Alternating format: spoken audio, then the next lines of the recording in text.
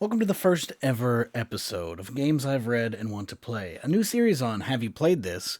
About games that I've read and want to play. I'm Adam Bell. I'll be presenting you with some wonderful games. These are not reviews of these games because I haven't played them. It's simply me gushing about some games that I've read and want to play. So let's get started. Games I've read and want to play, ooh. So an important thing to note about this issue of Games I've Read and Want to Play is that all of these games are games that I've come across physical copies of. There are so many cool games out in the world on itch.io or DriveThruRPG or somebody's Google Drive or wherever that are wonderful games that I just don't have a physical copy of. And that is not a condemnation of those games in this video by not featuring them. It's just that I want to do a future video of these where I do feature them. So this video is games that I have in physical form that I want to play.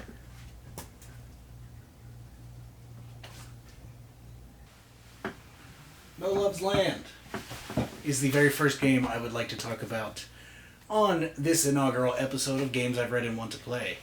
Let me get to somewhere more comfortable.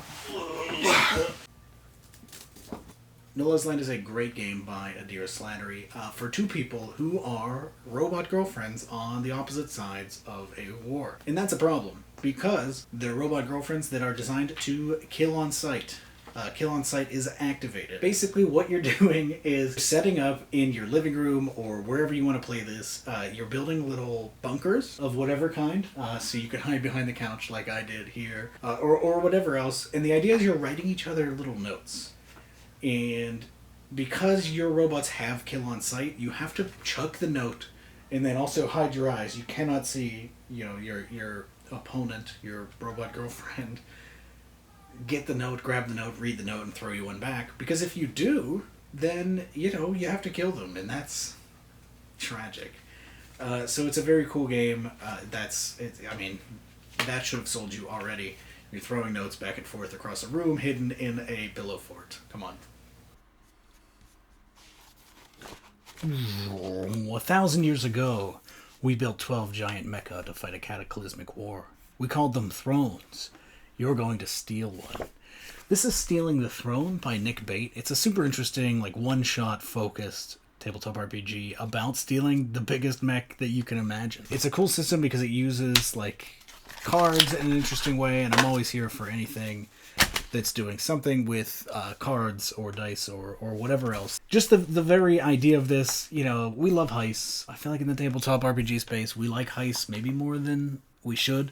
Everybody loves heists, it's not just us. And this is no, exception of the heist done really well in a system, and I just want to get it to the table. Let's steal some big old mechs. Let me talk to you a little bit about Space Goblins.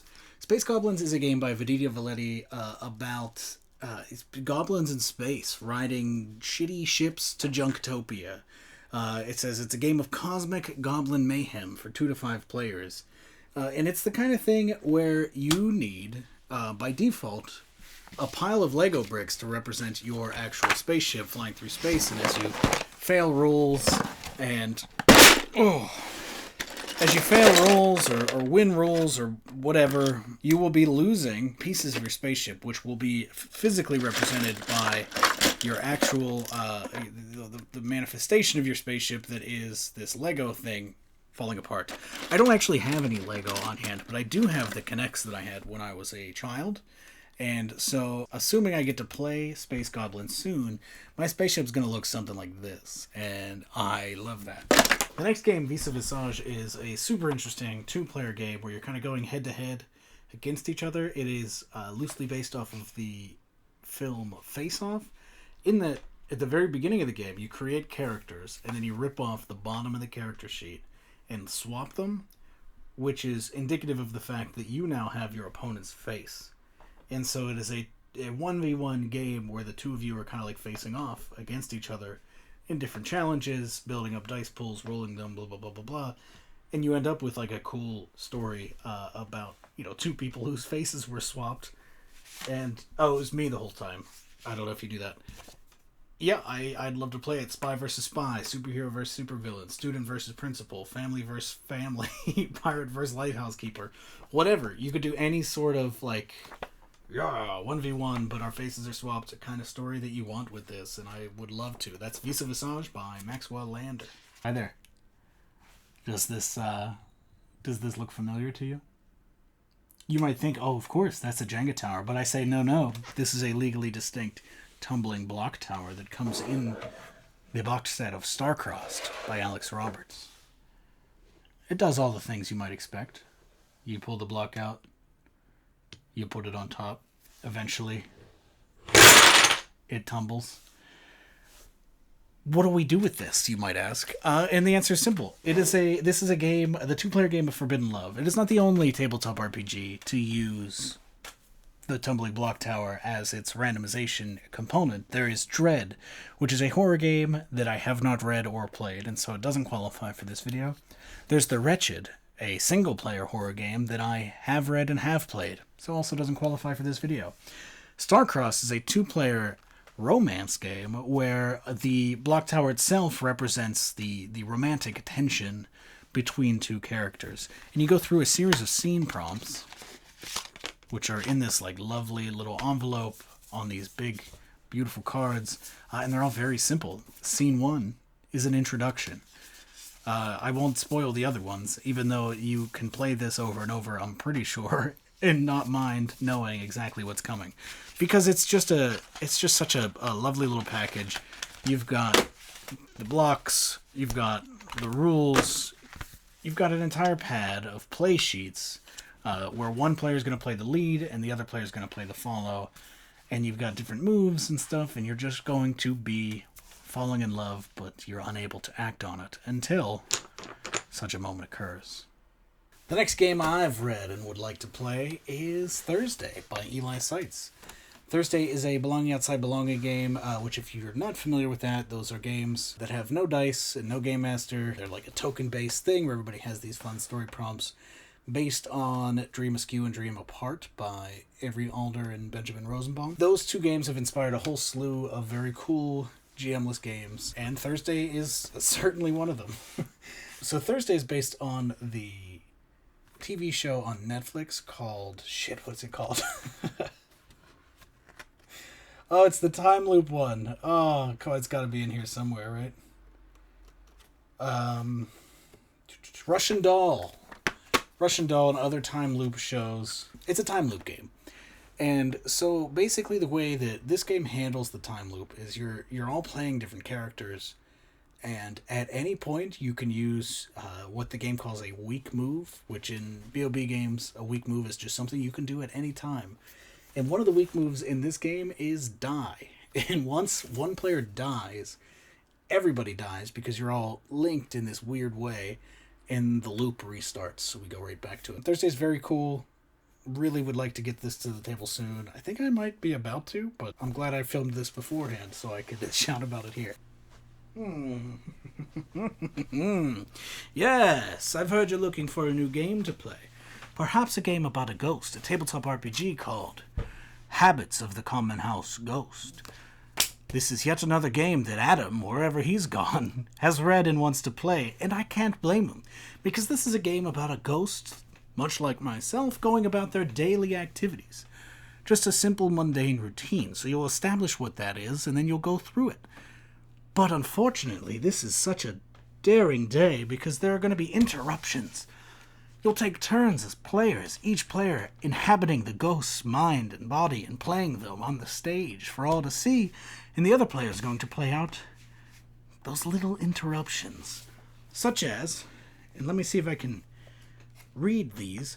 They come from a table of prompts, and it is dreadfully difficult to read a book inside the soul of a ghost, because it's dark. But a prompt could be, perhaps, that you find yourself lending your memento to someone. And what does that mean? I don't know. You're the one playing. So it's for you to find out. And it's too hot. It's too hot to do that bit for any longer. It was me under there the whole time. I can do the same bit 2 times in a video, and it's good because it's my video. What can you say about it? But yeah, Habits of the Compound House Ghost by Weston Lee Marigold Crow Humphreys is a wonderful little game that I would love to play because it just seems like that perfect kind of, you're not going to have to think too hard. You're not going to have to take it too seriously. You're just going to have a nice time telling funny stories about a funny little ghost. The very next game that I would like to shout out is Lichcraft by Laurie O'Connell. Lichcraft is a game set in the year 2069 in Great Britain, where the Tories have unfortunately been in power since 2010, and access to trans healthcare has become extraordinarily difficult. They don't outright deny you it, they just say you have to wait 300 years. But, as the game says, they are fools, for you have learned the secrets of immortality.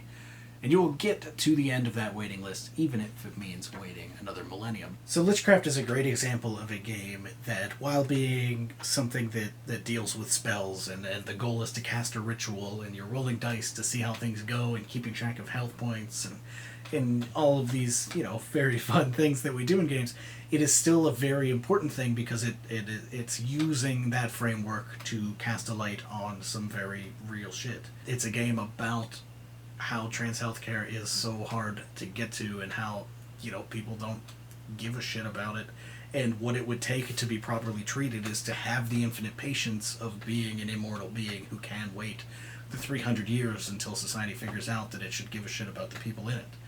That is hugely important, and I wanted to make sure to shout it out, so go play Lichcraft. The very next game that I've read and want to play is Where Mystery Dwells by Tam H. This game is super interesting. It is a 1 or 2 player catacomb crawl based off the Forged in the Dark system, which is a game system based off the game Blades in the Dark, where there's there are downtime, and then there's crawling through catacombs, and I'll be honest, reading it I'm a little bit perplexed because it is so full of interesting little ideas and interesting tables. You can turn to any page on this and get some sort of table. Here we go. This is just the very center spread. We've got a bunch of different threats. There's a natural threat. Oh, I rolled a 3. There's a toxic gas here. There's a social ruin threat. Oh, I rolled a 5. It's an utter destruction of wealth. I'm perplexed by any game with a lot of tables. Always gets my brain feeling kind of interesting because I just want to see how those come out and play. There are 6 options on a D6 table, and you're only going to get one of them, but the other ones are going to still enter your mind and fill you with wonder. And this game, as a solo catacomb crawl, or something where you can play maybe one GM and one player, I really want to play it. I want to figure out what's in here. The book itself is written and presented in such a way that it feels almost like I'm crawling through the catacomb to figure out what does this game want from me. And I'm going to find out at some point. I really am. I want to play Where Mystery Dwells. Games I've read and want to play. Ooh. Something is wrong here. Something is Wrong Here is a game that comes in just this little box of cards. All of the rules are on these various cards, and then some of the cards are used in play as well. It's not necessarily a game that you play at your table, but it is still a role-playing game, so, it counts. It bills itself as an unsettling story of identity confusion and dark surrealism. You have one player playing as a facilitator, you have all these other players playing as characters in this strange, weirdo, Lynchian story that goes through a series of acts. Each act has a couple of scenes that you do, which amps up the weirdness, amps up the tension, and it just seems like a super interesting experience that I would love to have, either as a player or a facilitator. I won't go too deep into what is on these cards, because, that's kind of the bit is learning and experiencing them for yourself, but what I can tell is it feels like Something Is Wrong Here. Just listen to that name. Is not a game necessarily that you're going to have a fun time, but you're going to have, I think, an incredible experience playing this game. One that might make you feel a little weird afterwards. One that might make you need to, just sit there in silence with your friends and, contemplate what you just went through with each other. But one that you will remember, because it just seems very interesting and tightly designed from a narrative perspective, and I'd love to play it.